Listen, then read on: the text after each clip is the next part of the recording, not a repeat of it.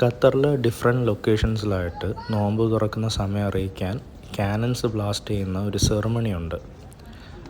അൽവിർദ എന്നാണ് അതിന് പറയുന്നത്. സെഞ്ച്വറീസ് ആയിട്ടുള്ളൊരു ട്രഡീഷനാണ്. അപ്പോൾ അത് കാണാനും നോമ്പ് തുറക്കാനും വേണ്ടി ഞാൻ ഇപ്പോൾ സൂഖ് വാഖിഫിൽ വന്നതാണ്.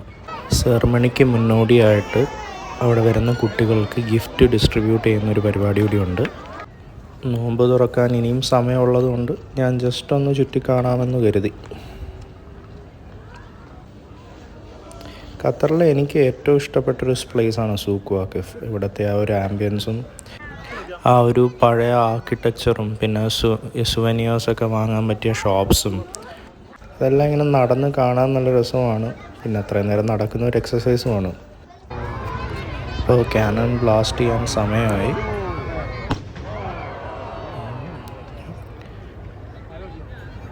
ബാങ്ക് വിളിക്കാനും തുടങ്ങിയിട്ടുണ്ട്. ഞാൻ പതുക്കെ പോയി നോമ്പൊക്കെ മുറിച്ച് നിസ്കരിച്ചിട്ടൊക്കെ വരാം. അങ്ങനെ നോമ്പ് തുറക്കലും നിസ്കാരമൊക്കെ കഴിഞ്ഞു. നോമ്പ് തുറക്കാനായിട്ട് അവിടെ സൂക്കിൽ നിന്ന് തന്നെ കുറച്ച് ഫുഡ് പ്ലാറ്ററൊക്കെ വാങ്ങിയിട്ടുണ്ടായിരുന്നു. ഇന്ന് വെള്ളിയാഴ്ചയാണ്. വെള്ളിയാഴ്ച ഞങ്ങൾ പ്രവാസികൾക്ക് ചീറ്റ് ഡേ ആണ് പൊതുവെ. അതുകൊണ്ട് കാര്യമായിട്ട് എന്തെങ്കിലും കഴിക്കണം. സൂക്കിൽ തന്നെ അത്യാവശ്യം ഫേമസ് ആയിട്ടുള്ള കുറച്ച് ഷോപ്സ് ഉണ്ട്. അപ്പം അവിടെ ഷൂജ എന്ന് പറഞ്ഞ റെസ്റ്റോറൻറ്റ്, അവിടെ പോകാനാണ് ഉദ്ദേശിക്കുന്നത്.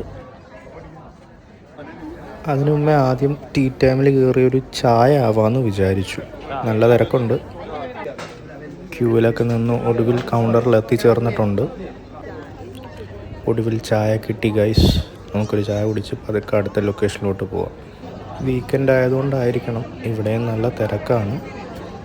സീറ്റിങ്ങിനായിട്ടൊരു 1 hour വെയിറ്റിംഗ് ഉള്ളതുകൊണ്ട് ഞാൻ പതുക്കെ ഒന്ന് കറങ്ങി കാണാമെന്ന് വിചാരിച്ചു. സൂക്കിനകത്ത് തന്നെ ബേർഡ് സ്ട്രീറ്റ് എന്ന് പറയും. അവിടെയാണ് ഷൂജ റെസ്റ്റോറൻറ്റ് ഉള്ളത്.